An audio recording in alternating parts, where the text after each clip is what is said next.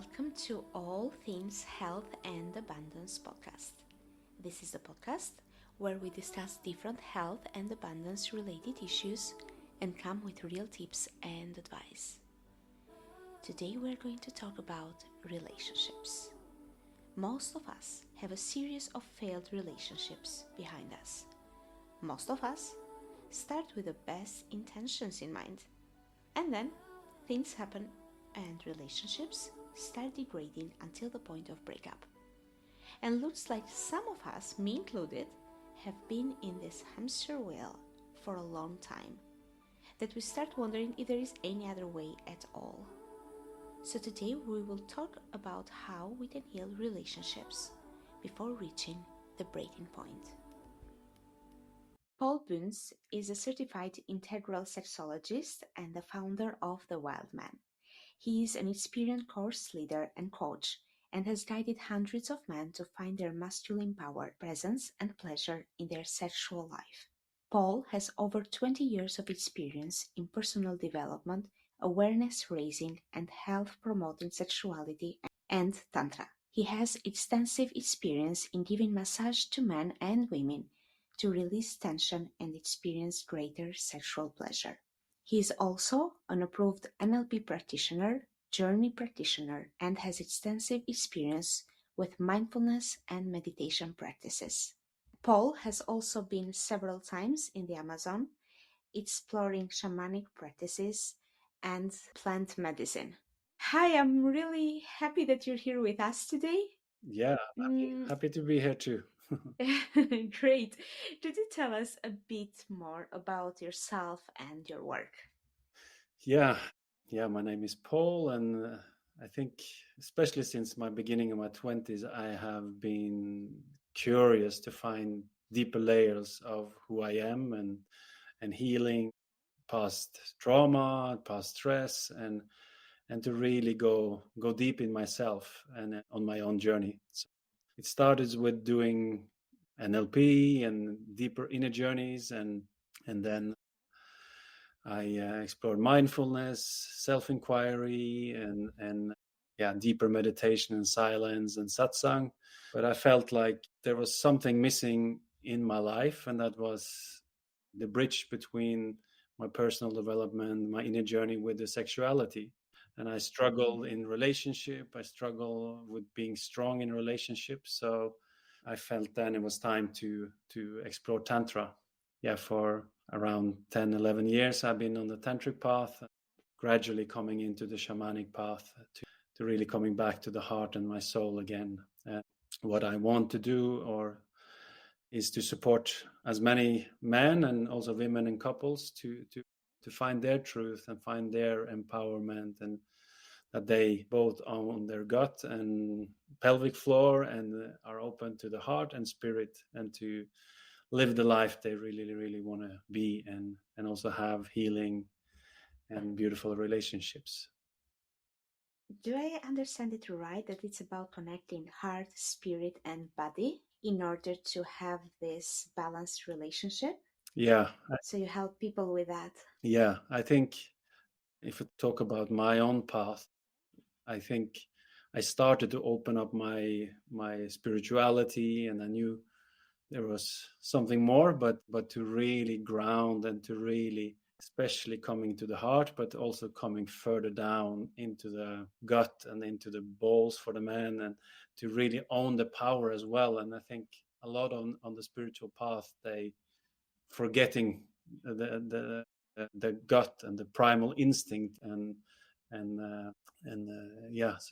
to fully own that is essential to be able to be in life and to share your gifts into the world. So yeah, both the earth, the ground, and the heart and the spirit, and really now I'm really working, or when you open the body and embody all the way from the top to your feet, then, and the energy starts moving in your body, then I sense then the heart is opening, and there is a lot of love. You can really experience a lot of love, and hopefully live as much as possible in your life or our lives from the heart, and then activating on the sexuality again to and the power, but that the actions comes from the heart and the soul, and daring to wait for the kind of the divine inspiration to come,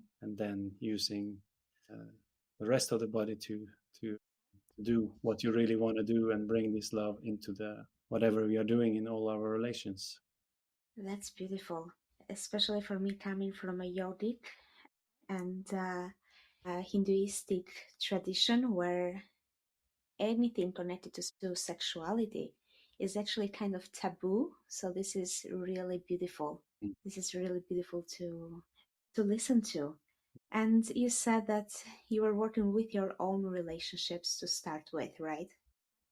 I think it starts with ourselves, and to Yeah. embody our emotions, our relax our body sensation, heal our traumas, heal our pain. And as I said, I had been on my path for quite some years, but still I had quite a lot of pain in my body at times.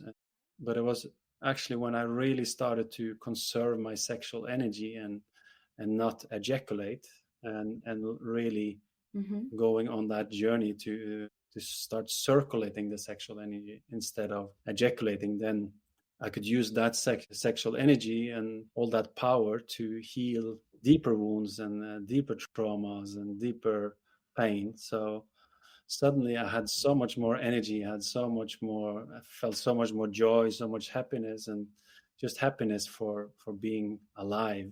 And so that was kind of really healing. And then after some years on the tantric path, I felt also the calling to dive deeper into my heart again, because it can also be easy, especially on the tantric path, to be lost in all the sexuality, and what on Yeah. the tantric path is around polyamory, and very few of us able to live in a polyamorous relationship. And I feel there has been a little bit immature path of the, or the tantric field has a little bit been for me Mm. a little bit immature, because if you look at the kind of the Indian masters, and I feel the brahmachari is like, Mm-hmm. it's to conserve the sexual energy, but it's about to bring it back to Brahman, or to God, Mm.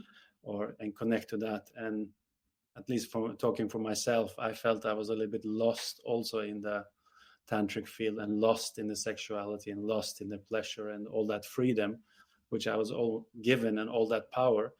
But it's, for me, it's about cultivate it all to more subtle and subtle forms, and it's about love in the end. It's about, we are here to practice to fully love ourselves, and to love our partner, or whoever we are with, and all our relations, and the animals, and the society and the world, and that, yeah. Yeah, we are here to spread love. Yeah, that's It's so interesting. that was Um, mhm, that was the kind of the, when I went on the shamanic path, was that was going into the Peru and into the Amazon. There it was getting so clear that we are actually here to come back to our heart, and to love, and learn to be connected fully to our heart and our soul, and live that as much as possible. And yeah, so that was also a big change from the tantric path and the neo-tantric field that I was mm. before that. I'm so interested in the part you talked about when you talked about circulating instead of ejaculating, circulating the energy. But maybe this is a subject for another time, really. I don't know. Yeah, I'm Um, happy to talk about it if you want. yeah, sure. Okay, then go ahead, please, because I mean they mentioned this in the philosophy of yoga, and different teachers I've met have talked about that. But like I said, in a very conservative way, which wasn't really explaining Mm. so much about it. But I've heard about it, but not in depth, really on the superficial level. Yeah, So if you want to explain a little bit about that, I'll be really happy. yeah. I So like when I'm teaching men, I'm teaching them how to stop ejaculating, and that is kind of the first path, but it's pretty challenging. And if we talk about if it's a little bit dry or from religions, it has been kind of been suppressed, and you should not have sex before marriage, or you should keep your sperm. But it's like how to actually do it, and do you, and it was the same with me. It's like, yeah, I knew about this, but how can I cultivate this powerful energy? So what I'm supporting the men to do is to learn to masturbate in a much more slower way. So it is almost like a meditation. Instead of having this rapid friction and using masturbation in order to sleep or to get rid of pain and to relax, then it's to use the sexual energy in the body to fully feel it and breathe into it, go slower and feel it, bring the awareness into the body, and bring that sexual energy through to the whole body and open the whole body. I learned them to kind of go much more slow and to bring, because most men are also conditioned to have porn. So to bring the aware, remove porn, and then do it as a meditational practice, and then finding this way of window of tolerance. So not going too much into the arousal, but enough that you are aroused and horny, but then learning to breathe into the pelvic floor and gradually learning how to open your hips, open the butt, and to bring that sexual energy up through your spine and up through the top of your head, and then circulating it back through the front side of the body up again, and so that you can have full body orgasm and spread this powerful force into the whole body. And then, yeah, life can become so much better. So it is to bring the yoga. So it's a kind of a sexual yoga that you bring to your bedroom. Wow, thank you for that. Yeah.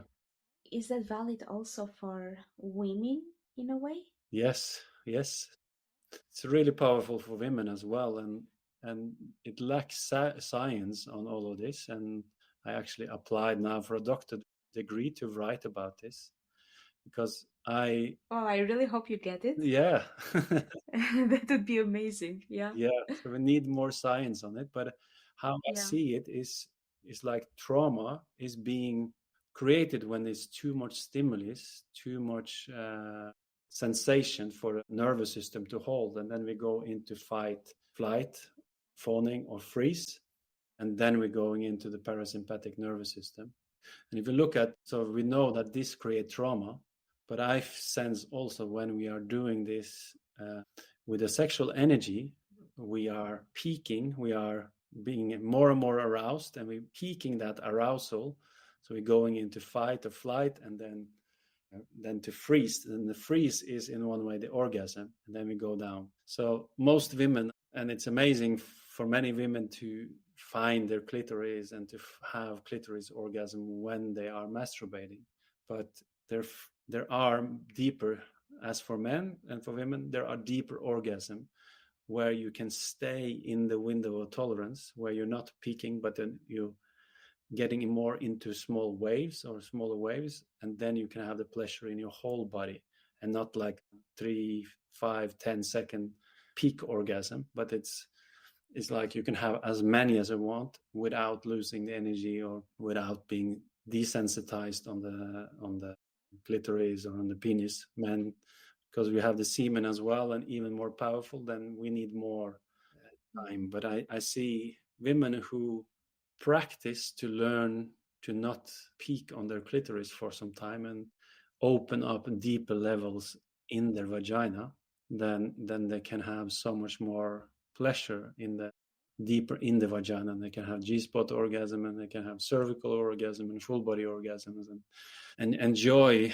so much more and really heal heal their vagina and yoni. And so, but that can take some time as well and there can be a pain there. There can be, many times where they have let their boundaries being crossed and being penetrating without being ready and all of this. So there can be emotional pain, there can be trauma there, but it's to heal that and be willing to feel everything in the yoni, and then more and more own your own yoni and own your own orgasms, and also owning your nose and knowing what the body really needs and what it doesn't need. Amazing. And that helps one release traumas and obviously heal. Yeah. And I can imagine it helps with creating healthy relationships or actually healing relationships as well, right? Yeah, I feel it's in one way it's one of the almost main reason why we are coming together as men and women. We are attracted to each other, and this intimacy for that to be alive in a longer term. It's like when we are in honeymoon, when we maybe have sex 3 times a day, or like it slowly down and grow down. And for the men who ejaculate, if you ejaculate 3 times a day, and especially when you're growing a little bit older, you don't have so much energy, then you become a weaker man, or not with so much presence. So then normally the sex life dies, and the same with the woman. If the woman are just being penetrating by friction-based sex, she's not really opening up her body. She maybe give herself away and allow the man to just fuck her more or less, but he's not really feeling into her and not really opening up. Then after a while, she will normally start rejecting the man, and also become more dissatisfied with him, and he's not really there for me. And especially when the children come, it's kind of, she wants to have her own space, and then it's difficult to open again. So then they create this separation, and then you're just living next to each other and become practical, or you say like, okay, this is not for me, a bit disappointed. The woman is complaining and the man running after to have more sex. That's the normal way with the couples, and both are dissatisfied with each other, and then this distance become. But if you can practice tantric sex and to really feel, and using the intimacy and using will of consent, and to really share, how do you like to be touched? How do I like to be touched? How can we switch, and how can we support each other to come more into a body and heal stress and heal wounds, and how can we really have deep intimacy? And then there is always a continuous practice to come back and support each other on that path, and then their relationship can heal deep ancestor wounds and personal wounds, and that the relationship can grow for a long time. And some of the fundamental is the sexual connection, because there's so much power there if that is done in a conscious and loving way. So healing relationships starts there. Okay. As I said, it's like, one thing is to learn this way of making love and to have tantric sex, but I feel what we are here, as I said earlier, is like we are here to learn to love and to love each other. And if I have my sexual energy fully charged on that sexual energy, and I'm not depleting myself or leaking that sexual energy to others or to porn, then I have more of that presence with my partner. So it's to mature that, and to, can I still stay with my partner? Can we, even though she's going through difficulties, can she stay with me when I'm going through difficulties, and be really a good team to heal each other and come back to intimacy.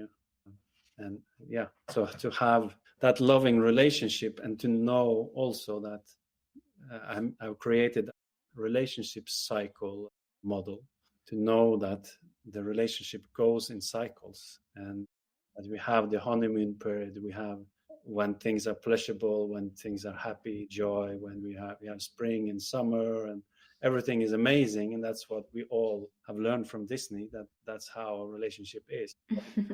But we Yeah. have autumn and we have winter, and we have death in the relationship, where we think that almost like if I'm truthful, or if I'm meeting my own shadows, my partner meets her shadows, and that's where we're going to do shadow work for ourselves and with each other, and to heal things which has been painful in the past. And if we manage to love each other through these difficult times, that's when we can bring the relationship to the next level, and that is mature love, or that's how we can grow. So you can see, like, we go through the seasons, and the relationship is almost like a tree, and then each round we take around this season, the tree grows stronger for each round. It maybe feel like when we are going through the autumn that, oh, now we're going to die, but that death and that a little bit autumn and winter is needed for the next season to come, and to know that we will go through this different season can really help couples. But it needs a lot of work from both sides, both from the Yeah, that was my next question. How do you do that? Because most people give up around autumn and winter, right? yeah It feels like, okay, now it's the end of the relationship. There is no point to go on. Or maybe we feel that we have a lot of choices because of social media, online dating. So many couples give up around autumn and winter. What can they do instead? How can they heal their relationship? yeah it's a good question. It's not like a quick fix, but I think, No. but that's maybe a little bit of our time. We just want to be in the lust, and like, as you said, social media and porn and all of that. It's so simple. It's so simple to have sex with somebody behind the computer. It's totally different to actually live this in real life. And that's, first of all, is like, if you really want to grow as a human being, and as a man, as a woman, then this is the path. So what I guide couples into is like, why are you together? What is this relationship about? Are you here just to have pleasurable and leave when you when the shit is hitting the fan, or are you here to stay, to have a more mature relationship? What is your intention? And we tend to, in one way, being attractive to people who are a bit on the same level as we are, and also sometimes, especially when you fall really in love, it can be complementary traumas. So Mm-hmm. if my traumas is fitting with, and my ancestor lineage fitting with my partner's trauma, this is it feels very familiar in the beginning. It's like, wow, this is so amazing. Finding you now, you remind me of my father, you remind me of my mother, and you're like, or the totally opposite can also be. And there's like, this is so amazing, and then boom, comes to another level where you feel so secure, so safe in the relationship, and then it's time for the shadow to blossom and to come into the surface, or where we lose our faith in our partner in some way. But that is normally something which is also familiar from your ancestor line or your personal line. But that is when you, or each one of the persons in the relationship, going to do the work. And that's when you're going to do shadow work. And so that's what I also support couples to have individual practices. So to maybe have a yoga practice, have a self pleasure ritual, having different ways of doing therapy, or knowing also your own story and what you are here to change and what you are here to heal, and also daring to share that to your partner. This is my wounded part. This is where can you be gentle with me here, and vice versa. So we are conscious on that, but still we will really fucking hurt each other. But that is like, if you can say, like, hallelujah, now now I can test if I am a man or not. If you are a woman, are you a king and you are a queen together, who really take responsibility for your own happiness, your own joy, and at the same time trying to serve your partner without starting to please, because sometimes you need to set your healthy boundaries. You need to have your warrior or your Amazon woman to say, no, I can't accept this anymore. This is what I'm standing for. But then first I need to have done my inner work. And then when I've done my inner work, own my trigger, own my past trauma, and then can come out to my partner to say, this is what I want in the relation. This is so painful with me. I need you to be changing this or that in order for me to continue this way, or we need to support each other in a different way. And yeah, and also have the opportunity to say, if I or my woman fuck up, to say, I'm sorry. I see this is it's not the man I want to be. I want to grow here, or the woman can say the same. So we will make mistakes. We will step on each other's toes. We will feel sometimes, fuck, I want to leave this. This is so painful. But if both partners are willing to do the work and do their best, then there is a possibility to come into more of my own strength and dignity, and some more separation and also more commitment. So that's for each round we are going through. But when we are going through the challenge and shadows and death, we need to work through that first. And then commitment is really needed. And then when the honeymoon and summer, okay, then it's more for time for freedom and give or take a little bit more chances and stuff. But so the more people who know that this is loving relationship, and forget about Disney and all the stories. Yeah, living happy ever after. Yeah. But after the autumn and the winter, there is always the spring and the summer coming, right? Yeah, as long as you are truthful to yourself, and yeah, so you come up in the winter is often, it's good to take some time back to ourselves and to meditate and to find clarity, find peace. And it's a lot about self-love practices and how can I live and be myself also in the relationship, because we have a tendency to forget ourselves. And so when we are kind of peeled another layer of the onion, to have the cliche, but then suddenly the spark come back again into the relationship, and then we can maybe have a touch, we can have sex in a new way, we can be in a new way, and then something, it's fresh again, it's new instead of the same old. So then I am growing in my relationship, and my partner is growing, and we are growing together. And then it feels, yes, fuck, I want to be here. I'm so happy. I'm loving you. Because when we grow, we become happy. We become joyful, and we want to, and we appreciate each other maybe more after going through the death. It's like, okay, I started to take you for granted. I started to project on you. I started to put my shit on you. I'm sorry. And now, fuck, I'm so happy that we are on this path together. So that's more the spring again, and let's have a lot of sex and joy. And if I don't ejaculate, then the spring lasts longer and the summer lasts longer, because if I ejaculate then again, then it often creates some separation. So yeah. You mean never ejaculate or postpone it? Yeah, this is a good question. I have come to, like, ejaculation is in one way for me to create babies. That's why it's there. Okay. So if you want to do that,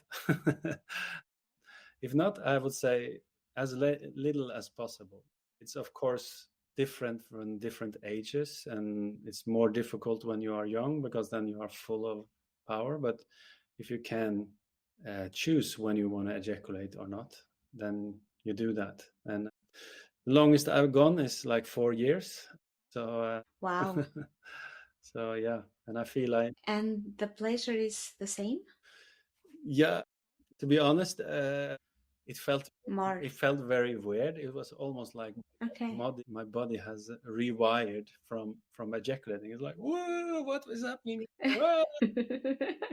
So it's like, so, but I want to be. If you think about orgasm and like, if you think about peak orgasm, clitoris orgasm, or ejaculation orgasm, are you able to fully enjoy it, or are you just spacing out? So what I think, since I said this with the fight and flight, it's like, point of no return, and then, and then you, no, and boom, and then the freeze comes. How you explain it, it's really accurate, actually, yes. And then, and then, you are in one way spacing out from the body. It's like, boom. So, Yes. so I want to rather practice to train my nervous system to hold more and more and more pleasure so that I can feel it. And I would rather, especially for us men, it's like I can have 10 orgasms while I'm making love if my woman also supports me, or more. I would rather have that and feeling amazing afterwards. Yeah, maybe I become a little bit tired because my dopamine, my oxytocin goes a little bit down after lovemaking, but I'm horny on my woman also after lovemaking. And we can make dinner together and we can dance together. I'm still attracted to her. But if I have been coming 2-3 times the last days, then I am tired. I'm not turned on by her anymore. So that creates a separation, and Oh, also wow. kind of guilt in me is like, I should be able. So either I'm done starting to please her, or I'm afraid to show it. So I go for pleasure outside, and then either on porn, or after some time, I rather find another lover in, or I can be attracted to somebody else, because then, since there's a new woman, it's the sexual energy comes more alive again. So we need to kind of face this shadow side of ourselves, but most men, at least, have not learned it, and they don't know how to be a really strong man in the relationship. And a lot has to do with the sexual energy. A 30 seconds break and stay tuned because we're coming back.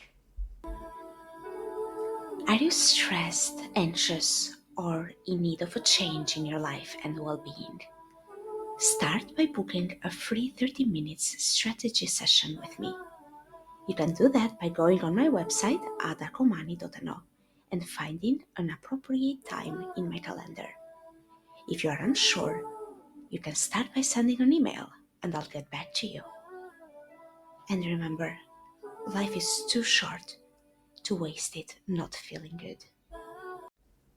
Welcome back after this short advertising, continuing with the same subject. Shadow work and owning your trauma. Is there a place where both men and women can start on their own before they, for example, come and meet you? Yeah, there are, in one way, many therapists, psychotherapy, and this, and a lot of also different courses who teaching different way of doing shadow work. So there are, so it's like the Jungian was Carl Jung was the one who kind of created the shadow work, and Yeah.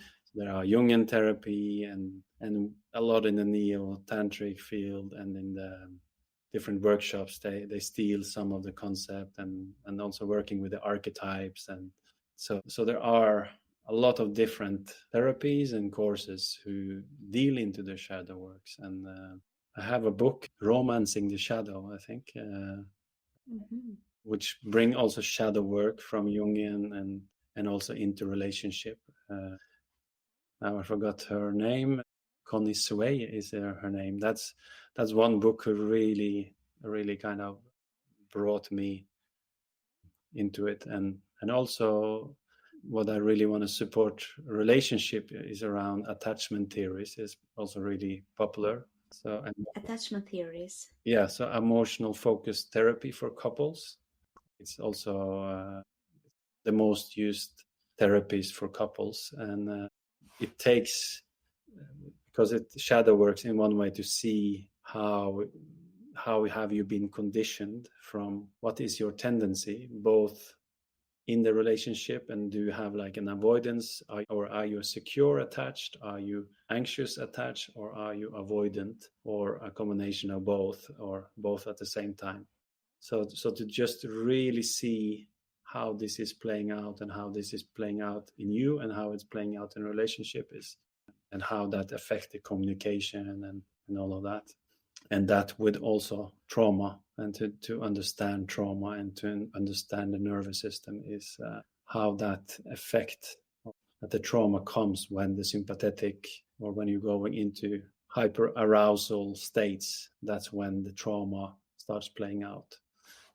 So to learn all about this is amazing, but attachment theories, archetypes, and that is good. And then trauma work and nervous system, then you are kind of covered really to see how this plays out. And there's many books around this, and therapies and courses. Would it help if someone starts doing this work before they get in a new relationship? Yeah, it helps. It helps. You can do it in the relationship, but you can also do it before, so to prepare for the next relationship. And normally, if you do this work before you're going into a relationship, then you hopefully can attract another partner who is also on the path, because that helps. But it's never too late to start if you are in a relationship or you're single. But how can a relationship be healed if only one of the partners is actively working for it? Because not everyone is open to, let's call it, alternative ways in general. Mm-mm. So if only one is willing to do this work and the other one doesn't want to listen about it, can this still work?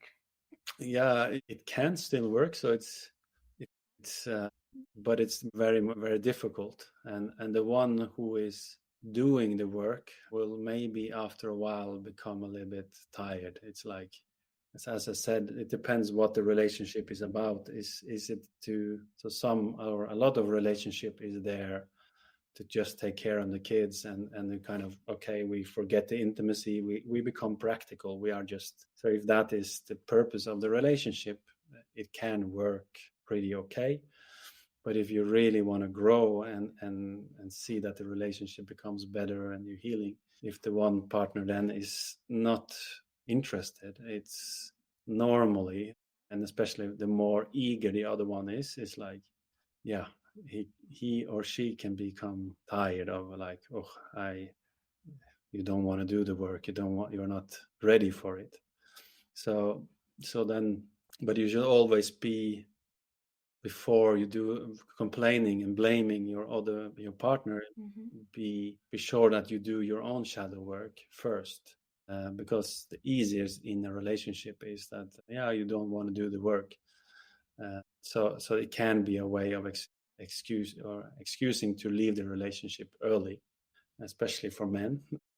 And also women have a tendency to complain on the men, and it's easier to complain than to do your own work. So be sure that you do your own work for real.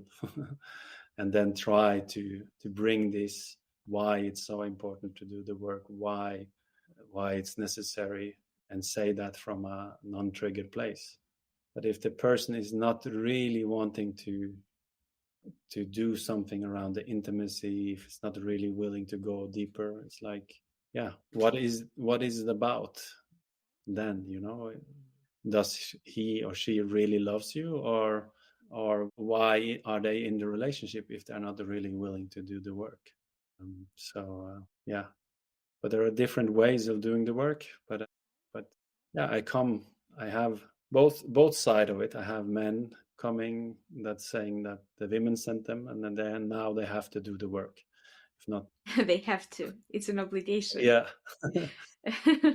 And I have men coming also to me, and then suddenly it's like the women are not wanting to do the work. So it happens on both sides, but often those who are interested comes to me first, so, but I have, then it's the ones who have to.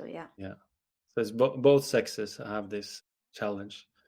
But if I want to really grow, then, and I don't feel my partner wants to grow or just living a different life, then why am I together with her, or Yeah. what's in it for me? And then I have to decide if it's too painful or too boring or too slowing down my growth. And what is most important for me in my life? Is it to stay with my, or should I stay because I have kids together, but yeah. So, but that depends on each person where they are on their journey and their relationship and the story and yeah, all of that. Is it possible to heal all relationships no matter what has happened if both are willing to do the work? I would say yes, if you're willing. Uh, so if you say in the shadow work, if you're really willing to own fully your own pain, your own story of it, and your own trauma of it, there is a place in the body, whatever you have experienced in your life, there is a place which is untouched by that. And I was said that is Mhm. who you really are. You are that which is untouched by the world. But it can take some bravery and some to go there. But I know from my own experience that some of my pain has all, there is a place untouched by all my trauma, and Okay. that is an unconditional love. And then you forgive normally the other person if you can forgive yourself, and at the same time it doesn't necessarily mean that you want to be with them, or you didn't like their actions and you didn't accept the way they treated you, but you forgive them because you don't want to have the story and the pain of the story. So that's how I'm working when I am in painful relationship, can be working relationship. Then okay, I'd go on a deep dive and finding and burning through the pain and sit with that pain, and then it will dissolve and I will be free from it if I am willing to also own my part and also fully burn all that. So yeah, it's possible, but it takes some commitment and willing to do it. Yeah, It's easier to of course. have the blame and the pain of it, and we all have been hurt deeply, and I was like, I don't want to open my heart again. I don't want to. But if that is my, then I'm not really growing. So the feminine path Hmm. is about opening the heart like I've never been hurt before. So and then also masculine path is to love and share the love as I have never been hurt before. I'm willing to do it again. And so even though my partner really trigger me and fuck, I'm so angry at you and you're so disappoint me, then I can, okay, I need a timeout, I need a break, I need 2 3 days to face this pain and cry and bring it out, and then I can come back and dare to open my heart and love again. But that's the hard work we are all on, and some are more willing to forgive our partners and forgive ourselves for how we fuck up, or how we are being we have all been perpetrated, we all been wounded by perpetrators and being the victim. Hmm. I understand. Wow, this was really deep. Yeah, yeah, it starts with you, when your commitment to fully love yourself, fully being truthful to yourself, and then Yeah. doing the practice and building up. And then you will attract a partner who can support you on that path, and then finding that balance between being fully truthful to yourself and being in the relationship at the same time, Hmm. and knowing that okay, it will, after the honeymoon we will have a more challenging period. Yeah. That's when we come back to our own practices, and then learning also practices how we can hold space for each other to come back into to love again. And I that's understand. for me the most beautiful thing we can do. That's when we grow. Yeah. Are there also couples coming to see you, coming to meet you? or having sessions with you? Yeah, I have also a couple sessions and often a little bit longer journey. Mm-hmm. So both on Zoom and stuff, and but also liking to be in the physical room with them. And so I take them on a journey and have them together. I have them separate, and coming together again and teaching them tools and practices how they can come together, and also with the love making and everything. So depends a bit where the relationship is and what they wanna, how deep they wanna take it. But I'm willing to to go into the fire with them, and holding the space for both of them to heal and to own their shadows and open their heart again. So this is what I love most, is like working with couples. And Oh, yeah. And you have some success stories, right? Like not in detail, but something for inspiration, yeah, if you'd like to share. yeah, I have a few good examples, and also people who have been on the tantric path and they've been in a lot of painful situations, a lot of triggers, and but still have been on the conscious path. But practicing or talking with them and individual and fully becoming aware of their own, how they create pain, and owning their past, and then going in there and heal that, and more awareness on it, and also supporting them on the love making, because that plays out in the love making as well. And and then they are on the brink of breaking up, but after some months, then they have less fights and they have ways of stopping the fights earlier, and so it's more flow in the relationship. But there are waves, there's still waves, but they get like a tool and a roadmap. And okay, now we are in the autumn. Okay, now I do my work, she doing her work, and we come together to do the work together, and we come through this. And soon is spring again, and then Yeah. the love is there again.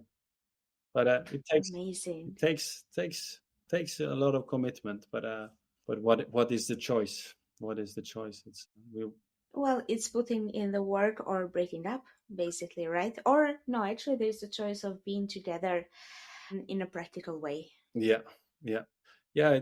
And what I said is, like, we have the eros and we have the thanatos, and eros is the erotic, and but thanatos is the death god. So Mm-hmm. if you want to have eros, you know that thanatos will come soon.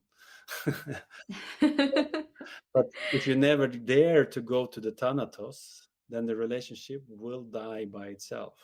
So that's why most Mhm. relationship dies, because they don't have tools to really do shadow work and really meeting the fear of death in the relationship. But so to know that, and then yeah finding tools and practices how to embrace this death in the relationship. Because if not, we are not having that, then we take each other for granted, and then the relationship dies in that. And It dies on its own, yes. yeah, so we are here. How can I'm sorry, yes, continue. We are here. No, we are here to grow, I think, and to do this.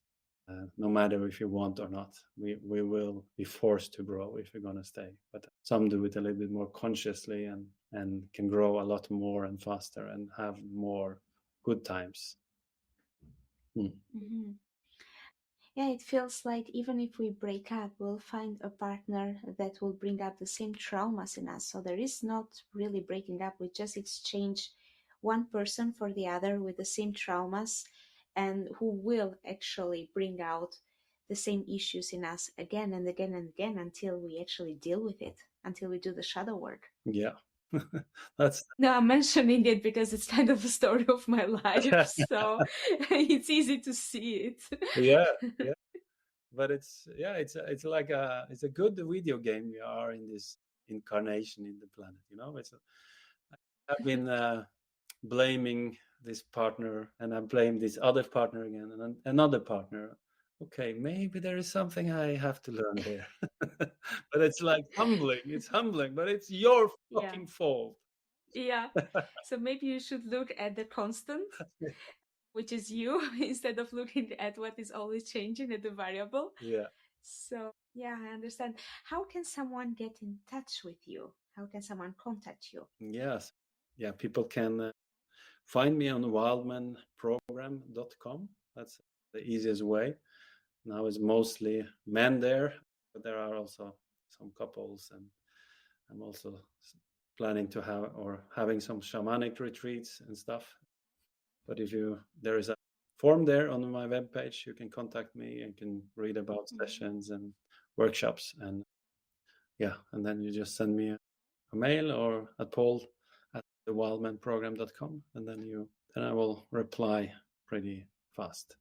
At the wildmanprogram.com. Yeah. Instagram, Facebook, something? Yeah, I also have on Instagram, I think it's just my name, Pål Buntz, and same Paul Christian, CHR Buntz, and Facebook. So that's how you find me. But the best way is through the website. Yeah, and you can read a little bit more, yeah. And there is a possibility to, if you want to have like a longer coaching, we can have a discovery call and to plan and set up some sessions and stuff. So I can bring some different packages based on your need. Okay, so the packages are not available on the website. It is after the first call. Yeah, right. Yeah, I like to, if you're gonna work me, I like to work also with people for a little bit longer time, but it's possible also to have a tryout session. But we can have, if you're wanting to feel like, okay, I'm ready to do some longer work, we can have a discovery call, and then I can get to know you a bit and set up what kind of coaching I think you need in order to make a progress, and what you will get. Because I send people PDFs and videos and different things, exercises they can do by themselves. So they can go for 3 sessions, 5 sessions, 10 sessions. Depends a bit how much you want to commit to do the work. I understand. That's amazing. Thank you so much for being here with us. I'm looking forward to the next episode with you, where we'll be talking about shamanic practices. Amazing. Well, this was really enlightening, I have to say. I feel like, at least for me, it has been very much eye-opening and something I need to sit and integrate for a while. Thank you so much. Thank you for being here. Thank you for doing the work and spreading the message and interviewing people. So good luck with your podcast as well.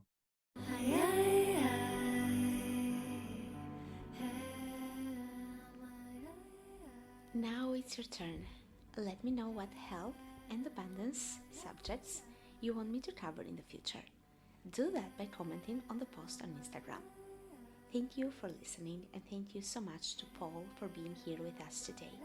If you liked it, please leave a review at podchaser.com. Just search for the podcast and write a good review. If you have questions, please do let me know on Instagram. In the next episode, we'll be talking about being abundant in your choices. And remember, you are always creating your health and abundance. What do you choose to create today?